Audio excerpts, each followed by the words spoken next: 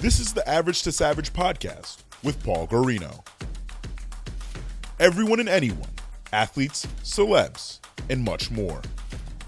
What's up, everybody? I'm back for another episode of the Average Savage podcast. Our special guest today is former NFL player and entrepreneur Darius Butler. Darius, how's it going? It's going great, man. Going great. Cannot complain at all. Trying to start this new year off right. Yeah, appreciate you coming on. And I know we've been going back and forth for a while, so I'm glad to finally have you on. Yeah, man. I'm glad we can finally connect the dots and get together, man.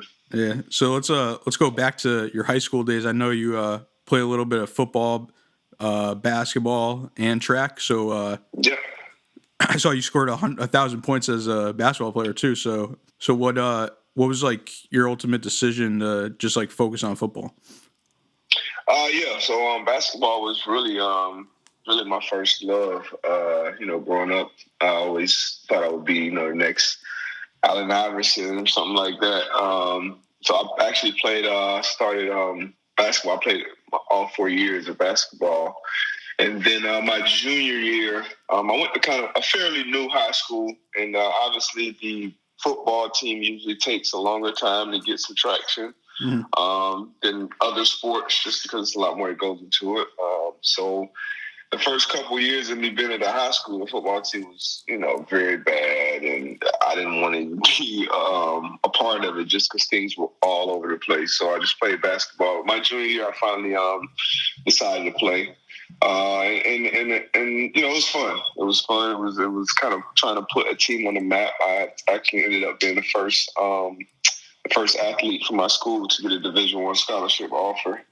And then, actually, when I went on my visit to UConn, my coach told me, we'll let you play football and try to walk on the basketball team as well, and blah, blah, blah. And obviously that story changed as soon as I got there. So, but as soon as I got to college, I kind of knew that this was the direction I wanted to go, was football.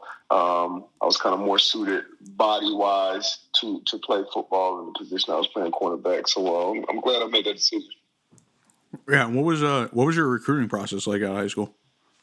I was under the radar because, as far, like I said, I went to a very small school at the time. It's grown now, but at the time it was one of the first charter schools. Like, a lot of people didn't know what charter schools even were, down in the South Florida area especially.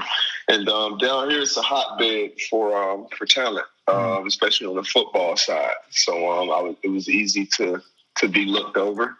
I had pretty good years my junior year, senior year. My senior year kind of put me on the map a little more. And then I sent out a video kind of late in my recruiting process. It was actually my mom's idea. She's like, you know what? You're flying around, you're dunking all the time.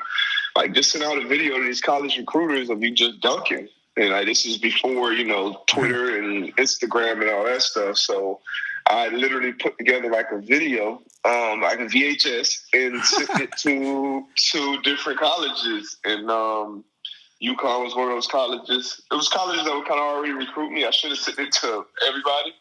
But they were pretty blown away by it because I was, 5'10", 5'9" at the time. And I was doing windmills and 360s and all this type of things. So that's the type of things that, college recruiters salivate over. So I did that, and I ended up making the All Broward team. So we have a Broward versus Dade team, Broward versus Dade game down here every year, football game. And obviously it's so much talent that comes from, Fort Lauderdale and Broward County area, and then Miami-Dade in the Dade County area. So when I had a chance to play in that game, I started getting a lot more attention, but I kind of stuck to the guys who kind of started recruiting me first. And UConn was one of those first guys. Terry Richardson, who grew up down here, the recruit coach.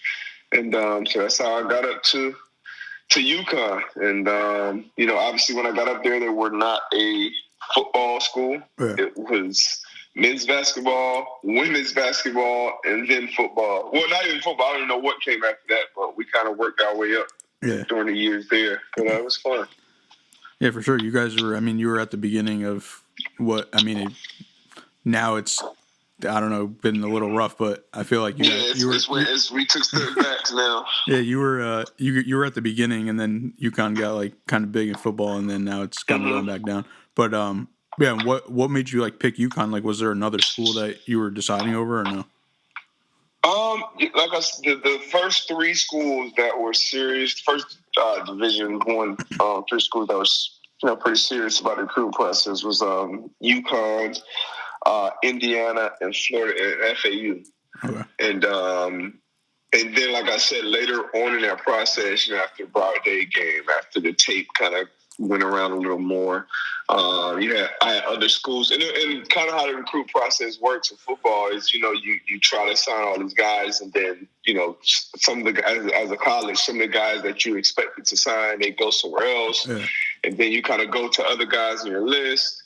Or I had schools calling me like, hey, if this guy and that guy doesn't sign, we're going to cover you. You're basically next on our list. So instead of trying to do that and go to a bigger school like a Clemson or Georgia or Michigan State, those are some of the schools that kind of came in late. I just kind of said, you know what, UConn wanted me. They wanted me pretty much my entire senior year. Mm-hmm. So obviously they think highly of me. I will go in there and, I wouldn't be trying to get people's attention. I would just go in there and do my work and get on the field. And so that's why I said, I want to go somewhere. I want to get kind of away from home, experience some things. UConn was just going into the Big East. So what are you talking about, Siri? UConn was going into the Big East. So, I knew I would be playing against good competition week in and week out. And so that was a big part of it. I wanted to play against competition. I wanted to experience something new. So UConn ended up being and when I went on my trip, it kind of just felt like the right place. Mm-hmm. A lot of the guys that I went up there on the recruiting trip with in my football class, we just kind of clicked that first time. So it worked out well. Yeah, it's dope. And yeah, that was my next question too. Like, what was your overall experience like at UConn, like as a student and an athlete? As a student, it was so it was tough at first coming from South Florida. The education system in high school is further along in Connecticut at that point. At least I'm not sure where it is now. Mm. The schools are different. Like I said, I went to a charter school, so I think that maybe played some into it as well as far as the curriculum and things. So I had to put in a lot more time and effort just to kind of be caught up to speed, because those things that we were going over that I didn't necessarily feel like I was as prepared for as the my other counterparts that were from Connecticut or Massachusetts or wherever up in that area. So the school was tough at first, and then I kind of got up to speed with that. As far as the athletics, I felt like I could have been a guy who could have went to any school in the country. If I would have went to a bigger school in high school, or if I just had more notoriety. Because back then it was harder to be noticed. You know what I mean? It is now. And what year was this? Like this was just so the viewer, just so the listeners know, 2004. So YouTube wasn't even that big yet. I don't even know if YouTube. Yeah, YouTube wasn't like. It was nothing. Yeah. So going up there, it was different, but it ended up working out, man. So I had a great time at UConn. Just the college experience, like I said, being on my own, far away from home. Mm-hmm. Actually dealing with seasons. Because growing up in South Florida, it's like all we have is summer and fall, basically year round. Right now it's January, and I think it's 75 degrees outside. So going up there and actually dealing, experiencing the autumn leaves and the snow and all those things. So it was all pretty quiet, pretty good college experience. Yeah. Up here it's about 30 right now. Yeah, I'm not missing that at all. For sure. And I know you went all Big East, and you're named captain twice of the team. So what was that like to be named captain of the team? That was big. That was important for me. It was important to in high school, I was the team captain. The 2 years that I did playing football, I was the team captain on the basketball team for my last 2 years. that's always important for me because usually it's something that's voted on by your teammates. Mm-hmm. So it's important that your teammates see you in that light. And being a captain, being a leader of a team, to me was always a lot more about what you did and how you carried yourself. As opposed to what you said. You see those teams or those guys who just try to say the right things, when the camera's on or, highlights or in front of the team, the motivational stuff. But real leadership comes from, just leading by example. And that's what I try to do in college. And I was, that was one of my, favorite accomplishments from college is being voted team captain. And during my tenure there, I was the first, me, DJ Hernandez, and Keith Gray, we were the first juniors to be voted captains. Up until that point, it had only been seniors. So to be a two-time captain was a big deal for me. Yeah, definitely. And then when did you know, you had a shot of being in the NFL? Like I said, man, I was pretty confident going in. And even with UConn not being a football school or really being on the map per se, as far as when it came to football, I had confidence in myself, and a lot of that came from being from South Florida, honestly, because even though I was overlooked on the scouts and the recruiting trail and things like that, the guys that I grew up playing against in the different neighborhoods, whether it been neighborhoods in Fort Lauderdale, Broward County, or in Dade County in Miami, I was still, a standout. I still held my own anywhere I went. So when I saw these same guys, going to, Florida States and Floridas and UMs and, schools all around the country, I knew, I was cut from the same cloth. So going up to UConn, it was like, okay, I'm in a smaller division. I'm at UConn, which isn't really known for football. So there's no reason I shouldn't dominate, and dominate soon. I should be on the field. I felt like, I should go up here and start, as a freshman. And, I went to football with the goal I went to college with the goal to obviously play and excel at college football and go to the pros. So that was my goal going in. And, I never really lost sight of that. Gotcha. And then what was the process like doing the NFL combine stuff and preparing for the draft? You know what? I'm going to go back real quick, just because I was just talking about that and thinking about actually, my mindset and going into college and thinking, I want to go to the pros. In my freshman year, I went up there about 164 pounds. I think I went up there, and I didn't play my freshman year. They redshirted me, which I didn't even have a clue what redshirting was going into college. Yeah. So, I went through all the training camp and I'm making plays and I'm doing, what I've always done. And then the 2 deep depth chart comes out, which is basically, the starters and the backups. They put the depth chart out and I'm not on it. So I'm like, okay, I got a scholarship in. I didn't make the team. I felt like I was playing good all camp. I didn't make it. This doesn't make any sense. I'm not on the special teams. I'm not on this. I'm not on that. And then the coach set me down. Like, yeah, we're going to redshirt you. We want you to get, stronger. We want you to do this. I'm like, damn. So, okay, what does that even mean? He's like, basically, you're going to do everything except play on Saturday. So I'm like, okay, I'm going from, high school, obviously, never coming off the field. I played quarterback, so I'm touching the ball every snap. I'm playing safety, and then I'm a kick returner and a punt returner. So I'm almost always on the field. And now I'm going to college, and now I'm just going to be basically a scout team all year, and I'm not going to play. I'm just going to stand on the sidelines every game, all game. So that was kind of that was crushing, especially. And now I kind of saw Connecticut almost in a bad light. Damn, I'm up here far away from home, freezing my ass off. Practicing, I'm not going to be playing. My family's coming up to games. They're traveling 1,000 miles away, spending money just to watch me on the sidelines. So I kind of took that part. And then my best friend, Tyvon Branch, he came in the same class, and he played his true freshman year. So that my roommate, Brandon McLean, who was from Connecticut, he actually went to Hyde. He's from New Haven, Connecticut. Mm-hmm. And he was playing as a true freshman. So I'm like, damn, my Larry Taylor, he played as a true freshman. So all my boys playing as a true freshman. I'm the one redshirt. So I'm pissed off. Yeah. But I had an opportunity to go up against Dan Orlowski every day in practice. And that was kind of like my game. I felt like, this will make me better. I'm going up against a pro prospect every day in practice. So this is where, put it all into it instead of just, sulking about it. And, I'll take this opportunity to get better. And that kind of jump-started me going into my redshirt freshman year. And I just took off. And I earned a starting job in that following spring and basically never looked back. Gotcha. Yeah, that's the story I was looking for. Yeah. Yeah. Then, so what was it like preparing for the draft and like meeting all the teams?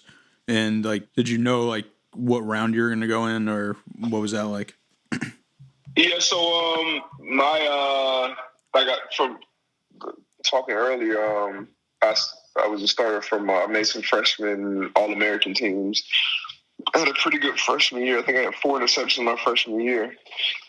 So I kind of started hot and kind of kept that momentum throughout my career. Like I said, in the Big East, we were playing good teams. We were playing quality opponents. We were playing on TV more and more every year.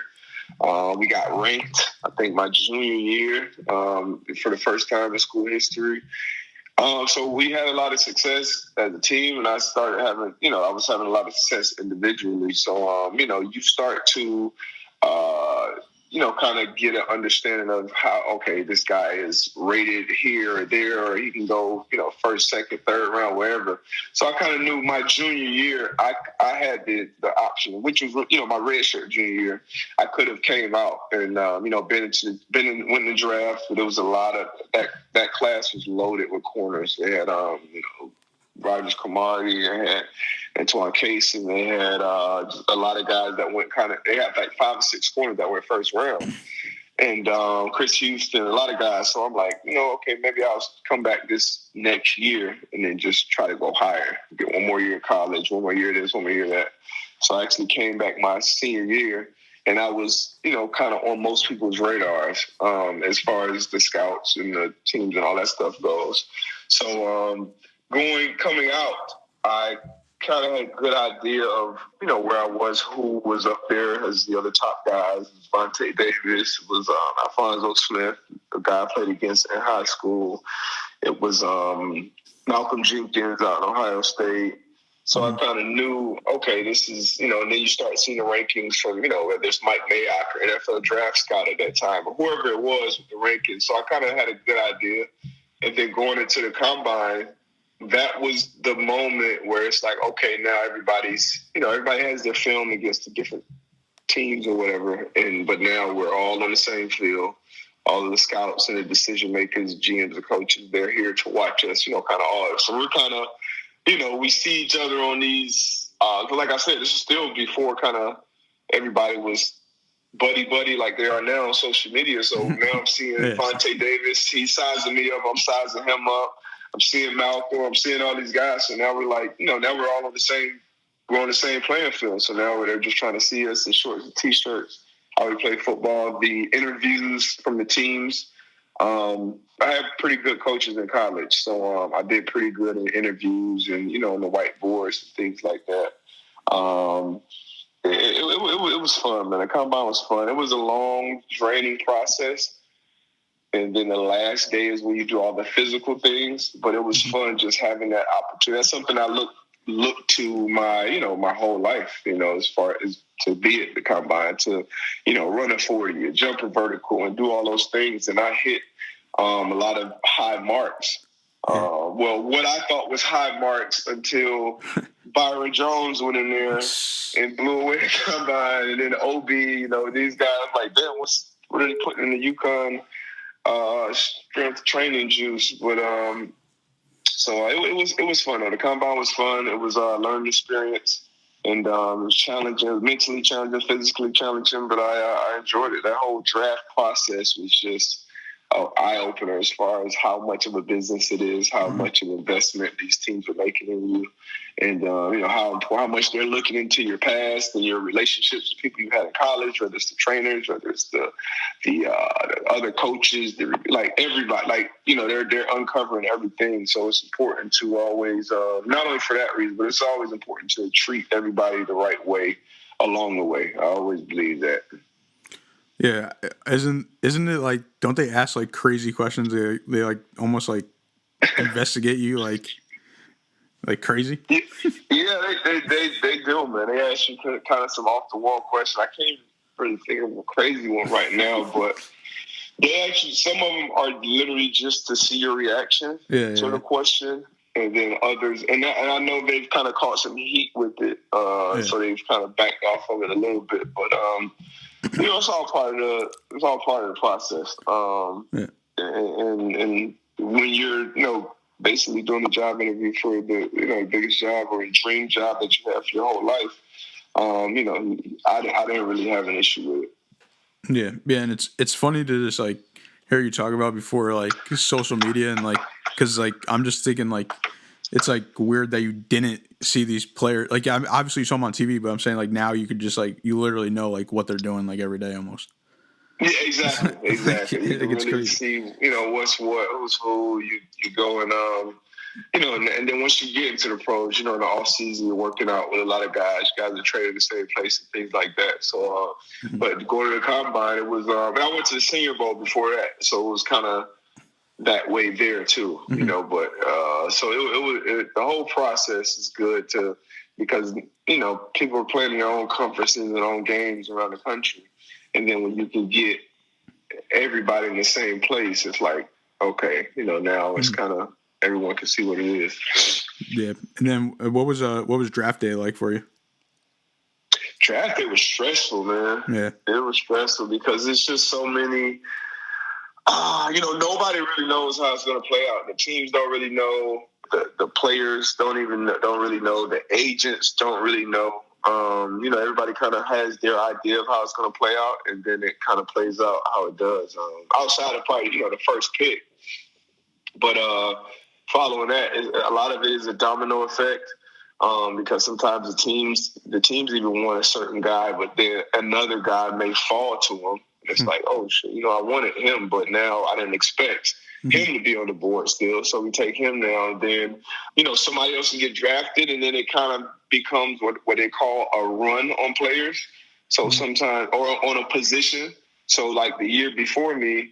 I forgot which cornerback, but a cornerback went kind of early, and then that kind of started the run on cornerback. So like 5 corners went in the first round, and then you get to my year, the first cornerback didn't go until Vontae was the first real cornerback taken at 25 by the Dolphins.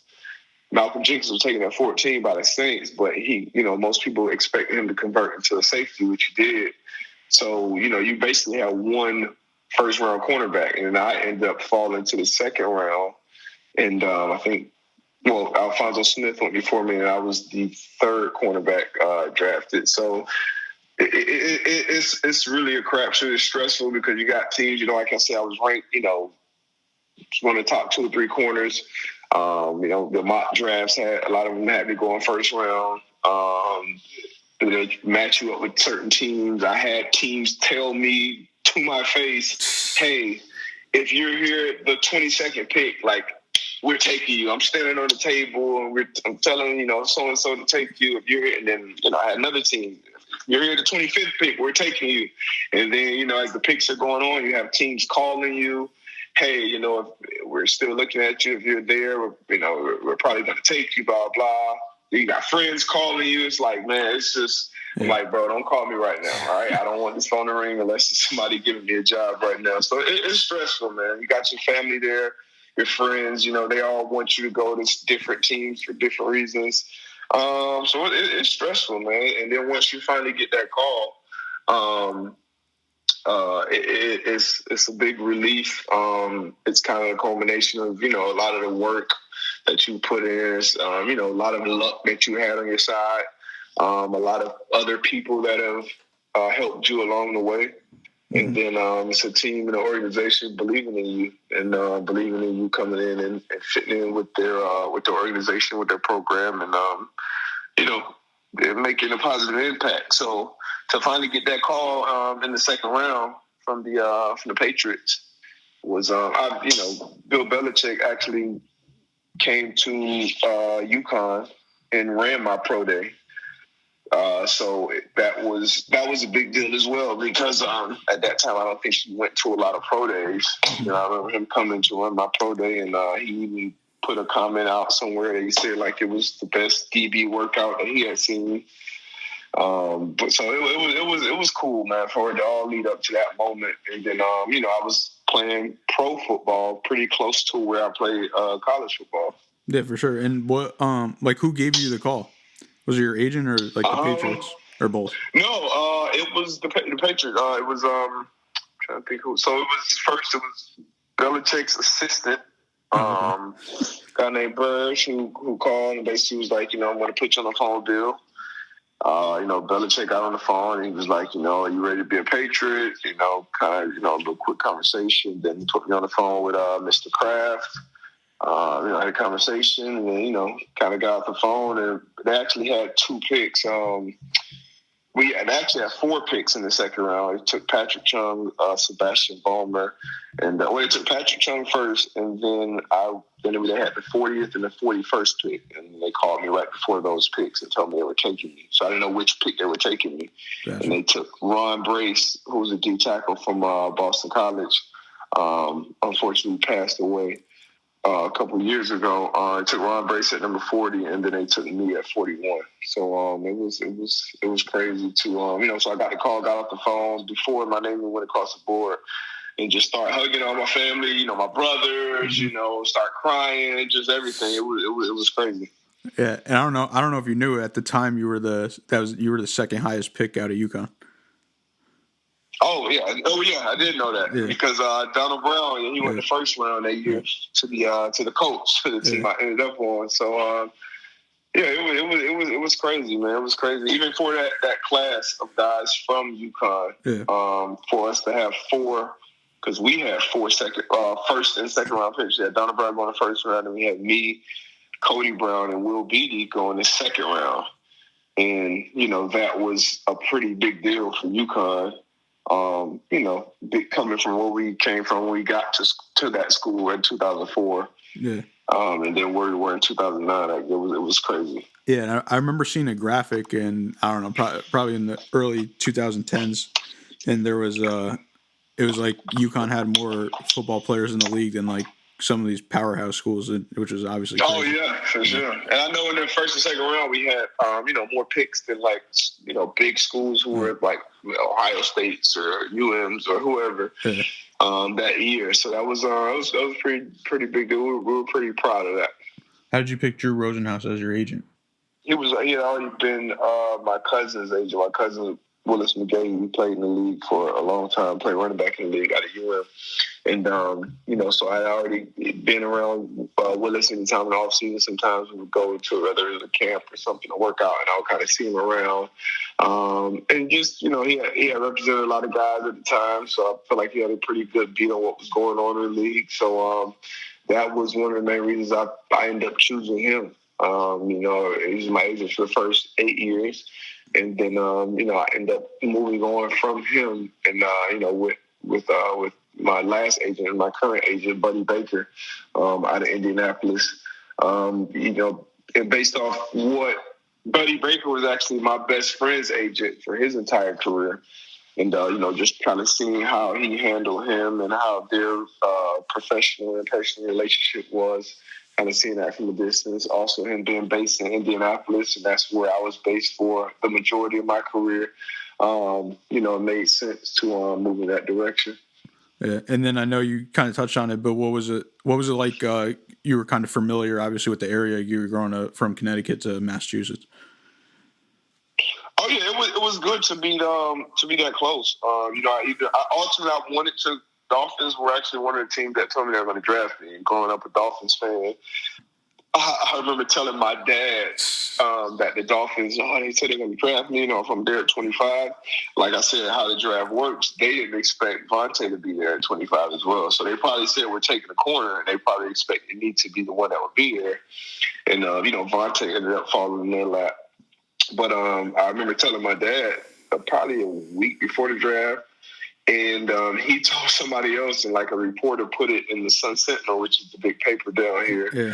Hey, the Dolphins is planning to take, Darius Butler according to his father, blah, blah. I'm like, oh, my God, come on, Dad. But so that was my first choice to go and play home. And then my next choice would be to play football, where I had played football the previous 4 years up in the New England area. Mm-hmm. Obviously, the Patriots were, the standard for success. And, to be able to have the opportunity to play for a coach like Belichick, that was a dream come true. So it was awesome, man. And having a lot of friends from college that can still come up and watch me play, and just being familiar somewhat with the New England area, mm-hmm. and kind of how it works. How you got the Red Sox and the Yankees and this and that. You just kind of, I just knew the lay of the land in a sense. So it was kind of weather work. So it was cool. It was real cool. And yeah, what was it like playing for Bill Belichick? It was great, man. Yeah, it was awesome. He's just so meticulous with his approach to the game and his preparation, and I didn't appreciate it as much when I was there. Mm-hmm. I appreciated it a lot more after I left and went to other teams. And then I was like, okay, now I kind of understand. I kind of see why, he may have been such a hard ass when it came to, interviews or, what type of information that you give to the public. How do you prepare for this or that? Once I got older in the league, I had a much higher respect for the process and how he went about it, and appreciated it more. And I kind of, one of the reasons it didn't work out in New England was because of how how he was coaching me, and it almost in a sense trying to change how I played a lot of things. So it was like, okay, I went the way I got to being a second round pick and been on this level is kind of doing things this way, and now Belichick wants me to do it this way and that way, and kind of like everybody else. And kind of butted heads there, got in the doghouse there, and kind of didn't really appreciate how he went about everything. And then, so if I had to do it all over again, I would appreciate it and understand it. But it's good, man. I still take things that I learned from building that organization, even today with post football. How important it is to cross all your T's, dot all your I's. So it was a pleasure, man. And his dry sense of humor, that a lot of people don't see, how he is away from the cameras and stuff. But it's a method to the madness. Yeah, definitely. Yeah, I know you played 2 years in New England, and you played a year at Carolina, but then you, I think you really established yourself as a Colt. So what was it like playing on the Colts? It was great, man. That was, like you said, my third opportunity in the league, and everybody kind of has their own path of how their professional careers go. Regardless of how high or low you go in the draft, everybody kind of has their own story that plays out a certain way. And mine happened to play out that way. I got cut after my second year in New England. So after my second year, I got benched during my second year, and then going into my third year in that camp. I kind of saw the writing on the wall, and it wasn't really working. So I actually, called my agent, Rosenhaus at the time. He's like, "Look, man, I want to try to get a trade or release, get out of here and just get a fresh start somewhere else." And he was kind of like, I don't know if you want me to call Belichick and tell him that, like, maybe you should talk to him. So I actually went and talked to him, and he kind of, we had a conversation, and he kind of was like, "Oh, no, keep doing your thing." But after the fact, kind of during the first week of, preparation for my third year, that's when I was released, which, I had certain feelings about that move, but I ended up getting picked up by the Panthers. had a year there. I had some things off the field that happened with my daughter. She had some medical, she had to have open heart surgery. So that kind of threw off that whole football year for me. Football was kind of the last thing on my mind for that year.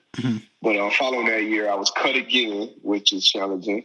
And then I ended up getting picked up by the Colts like week 3 or 4 in the 2012 season, which was Andrew Luck's rookie year. It was Chuck Pagano's first year as a head coach. It was Ryan Griggson's first year as a general manager.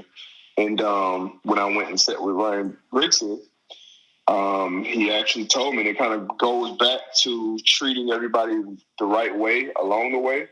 Because he went all the way back to when we had met at the Combine. I didn't even remember meeting him at the Combine. He was on the Eagles staff at the time. And he had remembered something I either did or said around him that he liked. And he said, this is kind of, this is your third opportunity in the league. Like, it's a lot of guys banged up on this roster at the time. So if you can't come here and make it, like, I don't, like, this could be your last stop. So I was like, man, you know what? This is it. Like, I gotta make it work. Backs against the wall.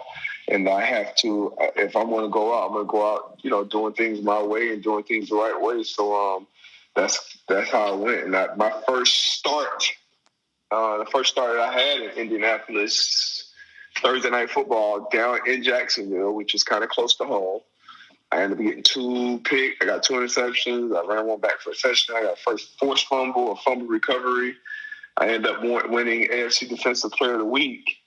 And, half the coaching staff didn't probably even know who I was. Actually, the quarterback's coach, Clyde Christensen, actually was in an interview the following week. And he was like, I didn't even know who he was at the time. So, but that's how it goes, man. You get your opportunity and you try to run with it. And that's what I did. And, ended up playing a lot of games for the Colts. Ended up playing 6 years there. Playing cornerback. I was a starting nickel for the majority of the time. And I ended my career actually playing safety. And I was a defensive captain on the team. So it was just you have your ups and downs in your careers, but I had a great time in Indianapolis. Yeah. And I was gonna ask you what kept you motivated after getting cut twice? Just my goals. There were just so many goals that I hadn't reached. It was, so much more that I wanted. I knew that I was better than, the situations that I was in. As far as getting released, I knew I was good enough to be in the league. It was just a lot of things. Family, my friends, opponents, just all of it, motivated me. And obviously, being self-motivated, just wanting to do a lot more, feeling like it's a lot more meat left on that bone. Because at some point in your athletic career, you're going to be told, you're not good enough anymore, your career's over. And that will be the case, whether that's high school for some people, whether it's college for some people, or whether it's pros. And, it happens, but I just felt like that wasn't my time. And so I just kept pushing. Yeah, and what was it like playing with some college teammates in the pros, and against them? Yeah, it's always dope, man. Because in college, you kind of build a different. It's just a different level of camaraderie there. It's different, like still to this day, my best friend I met in college actually on my recruiting trip, Tyvon Branch, and then being drafted in the same draft class as Donald Brown, and then ended up going to the Colts and playing with him on the Colts was cool. Playing with Donald Thomas on the Colts was very cool because we had a close relationship in college. Playing against Anthony Sherman, Ryan Griffin, playing against Tyvon Branch, playing against Marcus Easley, just all these guys that you went to school with, and you put in that, blood, sweat, and tears, and then you go in there on the highest level and seeing them there for one, obviously being happy for them, and then playing against them, Kendall Reyes, I'm sure I'm forgetting a lot of names, but it was that's just such a cool experience, especially coming from a small school like UConn, or a small football school like UConn. Yeah. I remember that picture. Or no, actually, I don't know if you were in it. It was the one with Donald Thomas and C.O. Moore. I think. Oh, maybe. Yeah, you were in it. With C.O. as well. Yeah. Yeah, you were in the picture, right? I think I was. Yeah, it was C.O., Donald Thomas, and Donald Brown. Yeah. Tyvon Branch. Yeah. That was we played the Raiders. We played against the Oakland Raiders. Yep. And then what advice would you give to like a player trying to get like a D1 scholarship or trying to make it to the NFL? My biggest advice is just never lose confidence. Because that can happen in sports. So it's especially now with with social media and everybody having an instant opinion on who or what you are as a person or a player. Just never lose sight of who you see yourself as a person and a player. The competitor, never let that competitive fire die down, because once you lose that edge, you don't have a chance. And always hold yourself accountable, before anybody else can. Be real with yourself. Put that work in, so that you actually deserve the success that you get. Because you don't want things to just happen by happenstance or luck. You want to put that work in, and then when you get to whether it be a workout or a tryout or a game or the Super Bowl, and you make the play that you been working your ass off your whole life to make, you should expect it and be happy for it, be excited for yourself, and just keep working, man. Never be satisfied. Yeah, I like that. And what have you been up to now that you're retired? And I know you have your podcast. I think you just started your podcast recently. I've seen you've been on some panels talking, NFL analyst, and I see you investing in some stuff. So tell me a little bit about your post-career life. Yeah, I've been doing a lot of things, man. The first thing I got into was real estate after football, because my mom. Real estate is just so important.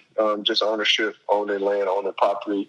That'll always be important. Not making any more land. So get your piece and make it make money for you. That was always important for me. I went back to school. I'm actually getting my MBA right now at Fordham, at the Gabelli School of Business up in New York. I went to the broadcast boot camp, and then that kind of got me into doing more broadcasting, got me more opportunities. So I've been on, been on ESPN, been on CBS, been on Bleacher Report. So just talking about sports, doing the work that goes into it behind the scenes. Like you said, I just started my it's a YouTube show. So it started off as a podcast, but now it's more of just like a YouTube show on the YouTube channel, Everything DB. And it's really just talking about, literally everything that goes into being a DB, as far as, from preparation, from, going into games, how is it matching up with certain quarterbacks and certain players? How do you prepare for, certain things as a DB? How do you train in off season? How do you take it? Like, just everything that encompasses being a defensive back. And because I was fortunate enough to play 9 years in the league. And then I was even more fortunate I got to play and start at multiple positions. I started at cornerback, I started at nickel, I started at safety. So, I have I would say a good scope of, what goes into it. So I just wanted to kind of spread. It's niched down to, people who want to be better DBs, who either want to coach DBs better, or even fans who just want to understand the secondary and what goes on back there better. Because a lot of times you watch TV, you watch the games, and honestly, a lot of the announcers and the color analysts or whoever don't know what the hell's going on when it comes to coverage, things like that. They don't know whose fault it is when the touchdown is given up and things along those lines. So I just saw the need there, and I just wanted to fill that need. Doing that, what else, man? The freaking the stock market, understanding that, investing in that, and it's really, for me, and I'm not trying to give any stock advice or anything like that, but for me, when I first got into it, it was just about, how can I make, because you're going to be an athlete, like I said, at some point you're going to be told, you're not good enough anymore, and obviously you're going to stop making that money as an athlete. And for me, my first career was over at 32. So I wanted my money to always be, kind of working for me, and not necessarily, based off the hours that I'm putting in, how much money I'm going to make, but be able to put your money in some type of vehicle and it grow over time. And obviously the stock market has been, one of the biggest things for a long time in this country. So, and for me, I started getting into it based off the things that I was using and the things that I was spending my money on anyway. So one of the first stocks that I invested in was Apple, years back. I'm like, okay, every time a new iPhone comes out, I'm buying a new iPhone. I got an iPad. I got a MacBook. I got this. I got that. So I might as well get some stock in Apple. I might as well buy stock in Nike. I might as well buy stock on Netflix, Facebook, whatever it is you're using.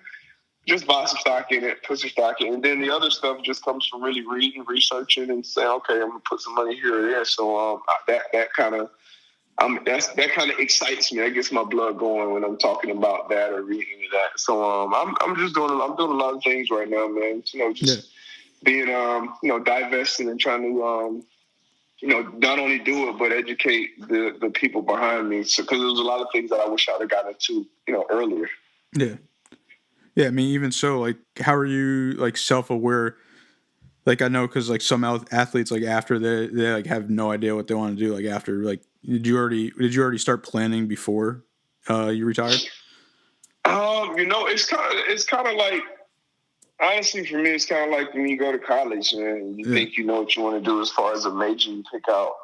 And then you kind of talk to other people and you take certain classes and you're like, okay, maybe I don't want to, do psychology. Maybe I'll do this, or that. So it's kind of like that for me too. When I was playing, I didn't really know. I always thought early on, like I would want to coach after, but then I just felt like coaching would take too much of time because, putting in that time as an athlete, you put so much time. Like I missed, so much time as far as family time and holidays and vacation and things like that.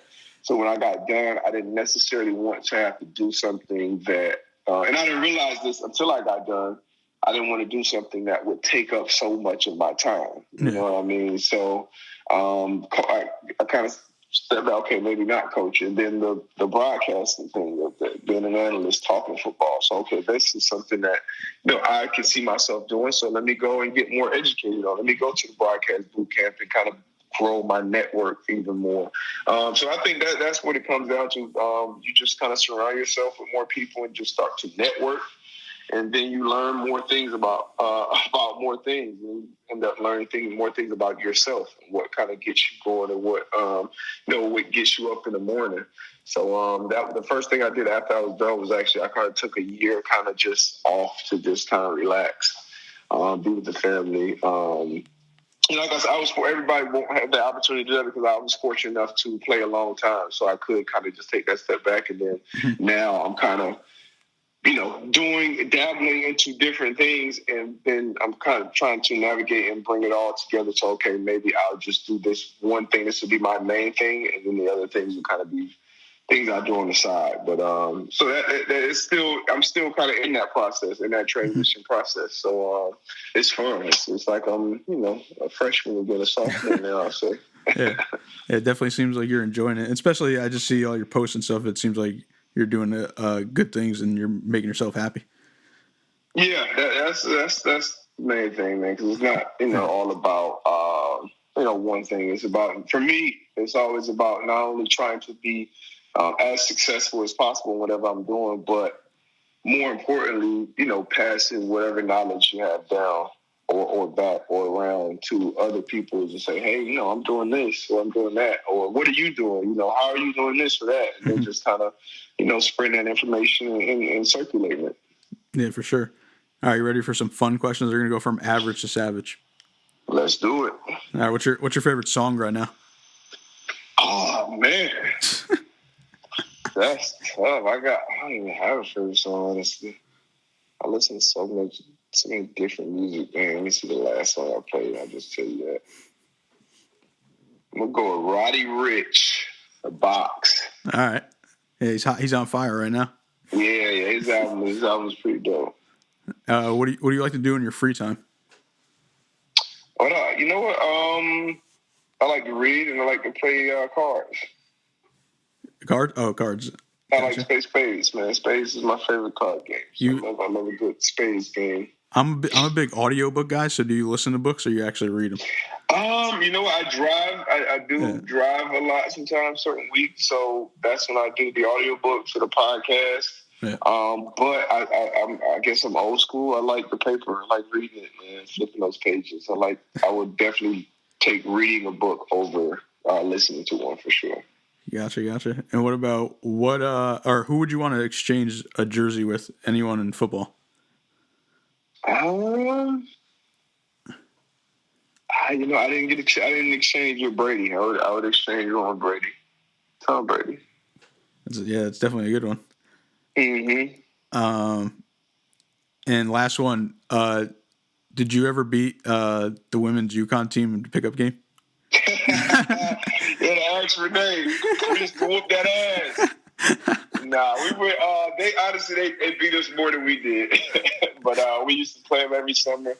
That was actually one of the highlights of my summer is going in there and playing against the basketball teams, especially women's basketball teams. And they humbled a lot of guys that came into football. And, oh yeah, I can play basketball. Right? Yeah, those girls can beat me, man. So Renee and Maya, KG, Mel Thomas, Brittany, the whole squad, Sade, like all those girls, they used to put it on us for the most part. Barbara Turner, had a lot of that was fun, real fun. Deanna Taurasi came back a couple times and played. So they got I would say they got the best of us, but we definitely got wins here and there. Gotcha. Well, I appreciate you coming on, and could you let the fans know where they can follow you?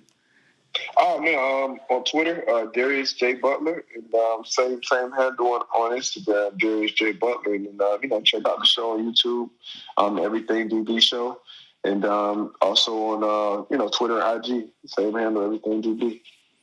All right, again, I appreciate it, and we'll be in touch. All right, man. Thank you. Thanks for having me, Cole.